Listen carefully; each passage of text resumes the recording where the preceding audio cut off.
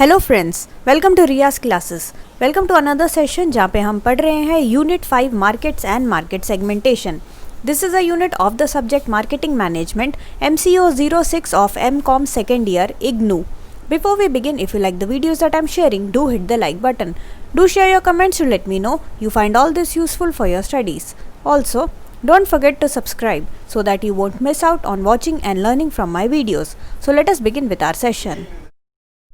अब अगेन अगर हम ऑर्गेनाइजेशनल मार्केट की बात करें, उसके भी कुछ टाइप्स होते हैं। ठीक है, उसके मोटा मोटी में 4 टाइप्स होते हैं। कौन कौन से टाइप्स है वो हम एक बार डिटेल में थोड़ा सा देखें। तो ऑर्गेनाइजेशनल मार्केट जो होता है, it is further classified into 4 types. कौन कौन से टाइप्स हैं? The first one is industrial market, then we have reseller market, government market and institutional market. ठीक है, तो ये 4 हो गए, ये 4 हैं टाइप्स ऑफ ऑर्गेनाइजेशनल मार्केट। तो सबसे पहला आता है इंडस्ट्रियल मार्केट। ठीक है, इंडस्ट्रियल मार्केट को दूसरा नाम है प्रोड्यूसर या बिजनेस मार्केट। ठीक है, it consists of all the individuals and organizations that buy or acquire goods and services that enter into the production of other products and service that are sold, rented or supplied to others। यानी कि इसमें ऐसे individual और organisations involve होते हैं जो कि क्या करते हैं, प्रोडक्ट जो हम खरीदते हैं वो कहाँ यूज होता है, वो प्रोडक्शन में यूज होता है। ठीक है, वो प्रोडक्ट जो हम खरीद रहे हैं वो सीधा का सीधा प्रोडक्शन में यूज हो रहा है और प्रोडक्शन के बाद कोई नया प्रोडक्ट बन रहा है। ठीक है, यहाँ पे कोई नया प्रोडक्ट बन रहा है, यानी कि हम जो भी प्रोडक्ट ला रहे हैं उसमें कुछ मॉडिफिकेशन कर रहे हैं या फिर उसको नई किसी प्रोडक्ट को बनाने में क्या कर रहे हैं, उसको इस्तेमाल कर रहे हैं। यहाँ मेनली कौन कौन से ऑर्गेनाइजेशंस आते हैं? यहाँ जो हम बिजनेस मार्केट की, यहाँ पे जो ऑर्गेनाइजेशंस की बात कर रहे हैं जो कि इन्वॉल्व हैं इस प्रोसेस में, उसमें काफ़ी बड़े बड़े कंस्ट्रक्शन कंपनीज आते हैं, transportation, fisheries, mining, manufacturing, public utilities, communication, banking, finance, insurance, distribution and services. तो ये सारे जो बड़े बड़े इंडस्ट्री के लोग हैं, ये सारे यहाँ पे आते हैं। ये सारे ऐसे प्रोडक्ट एंड सर्विसेज को खरीदते हैं, प्रोडक्ट को खरीद के उसको प्रोडक्शन में इस्तेमाल करते हैं और अपना ही नया, अपने ब्रांड का एक नया प्रोडक्ट को वो प्रोड्यूस करते हैं। यहाँ पे भी आप काफ़ी तरीके के, इस इंडस्ट्री के अंदर आप काफ़ी वेरिएशंस देख सकते हो। यानी कि कुछ ऐसे इंडस्ट्रियल फर्म्स होते हैं, the number of industrial firms making up the market could very from 1 या फिर फ्यू। जो इंडस्ट्रियल प्रोडक्ट्स में जो मार्केट होता है उसमें क्या होता है, जो नंबर होता है फर्म्स, यानी कि ये जो ऑर्गेनाइजेशंस है इसके नंबर के हिसाब से आपको वेरिएशंस यहाँ देखने को मिल सकता है। इसके अलावा साइज के हिसाब से कुछ जो, अब अगर आप देखोगे यहाँ पे साइज जो होता है मेनली लार्ज फर्म्स ही होते हैं।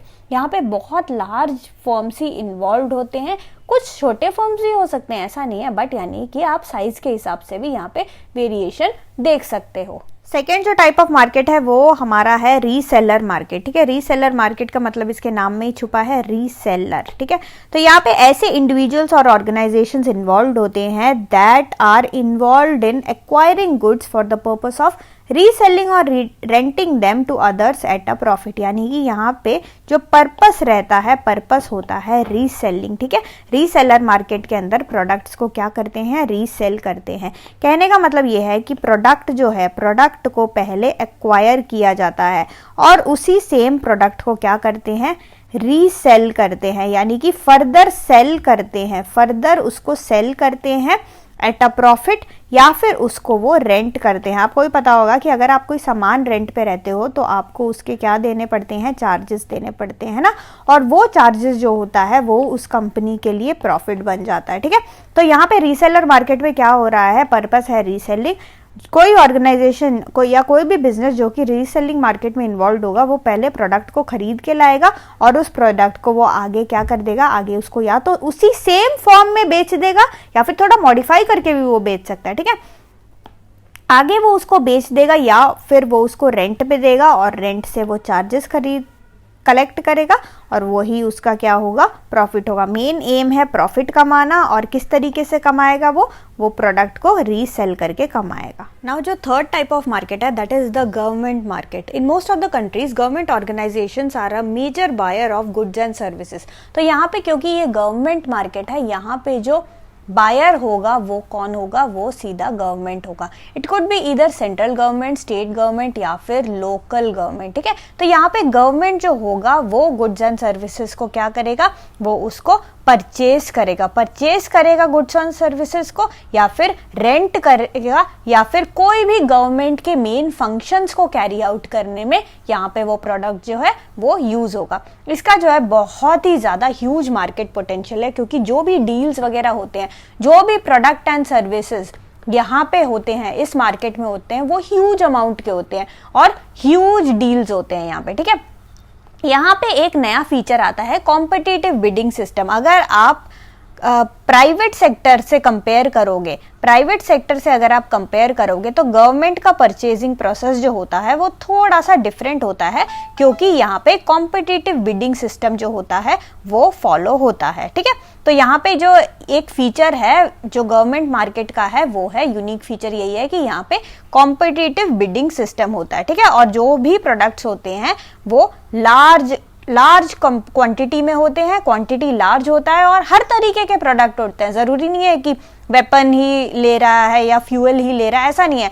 क्लोथिंग हो सकता है, फर्नीचर हो सकता है, computer, vehicle, fire engine, equipment, सारे के सारे चीजें जो हैं वो इस मार्केट में कवर अप होते हैं। हर तरीके के प्रोडक्ट्स जो हैं यहाँ पे बाय और सेल होता है। जो फोर्थ टाइप का मार्केट है वो हमारा है इंस्टीट्यूशनल मार्केट। इंस्टीट्यूशनल मार्केट जो होता है वो नॉन प्रॉफिट ऑर्गेनाइजेशंस होते हैं। जो नॉन प्रॉफिट ऑर्गेनाइजेशन जो होते हैं वो सारे यहाँ पे इस मार्केट के अंदर आते हैं।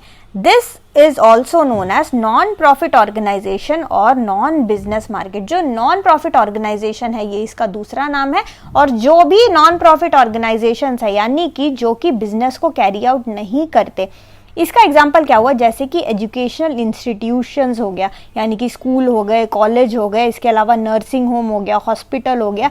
ऐसे सारे इंस्टीट्यूशंस जो होते हैं जो कि बिजनेस कैरी आउट नहीं करते प्रॉपर तरीके से, रिलीजियस इंस्टीट्यूशन टाइप, ये सारे नॉन प्रॉफिट इंस्टीट्यूशंस सब इसमें आते हैं। प्रोडक्ट्स एंड सर्विसेज यहाँ पे ये लोग लेते हैं। अब इनका फीचर ये होता है, यहाँ पे एक फीचर होता है कि ये क्योंकि नॉन प्रॉफिट ऑर्गेनाइजेशंस है, इनका बजट जो होता है काफी ज्यादा क्या होता है, कम होता है, ठीक है।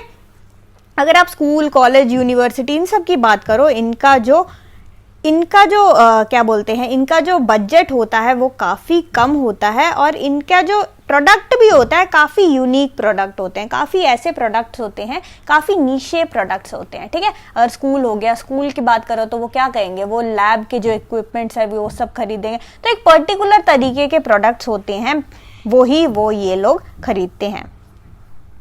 So thank you so much for watching. Like, share and subscribe to Riya's classes. Thank you and bye bye.